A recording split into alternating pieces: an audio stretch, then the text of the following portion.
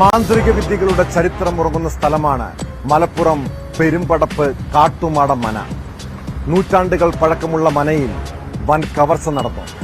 10 പവൻ സ്വർണ്ണാഭരണവും ഭണ്ഡാരവും അപഹരിക്കപ്പെട്ടിട്ടുണ്ട്. ഇതിൽ 300 വർഷത്തിലധികം പഴക്കമുള്ള സ്വർണ്ണാഭരണങ്ങളും മോഷ്ടിക്കപ്പെട്ടതായാണ് വിവരം. സംഭവത്തിൽ പോലീസ് കേസെടുത്ത് അന്വേഷണം ആരംഭിച്ചിട്ടുണ്ട്.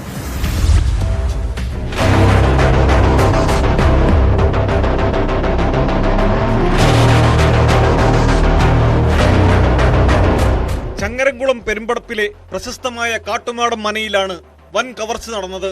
10 പവൻ സ്വർണ്ണാഭരണങ്ങളും ഭണ്ഡാരവും നഷ്ടമായി. പുലർച്ചെയാണ് മനയിലുണ്ടായിരുന്നവർ മോഷണ വിവരം അറിയുന്നത്.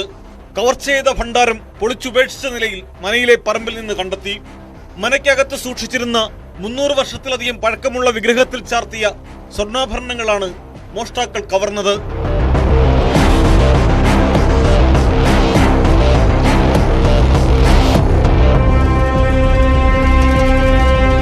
500 വർഷത്തോളം പഴക്കമുള്ളതാണ് കാട്ടുമാടം മന. പെരുമ്പടപ്പ് പോലീസ് സ്ഥലത്തെത്തി അന്വേഷണം തുടങ്ങി.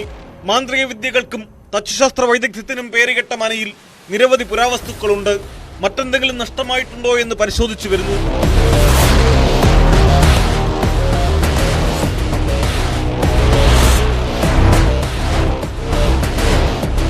ന്യൂസ് 18 തിരൂർ.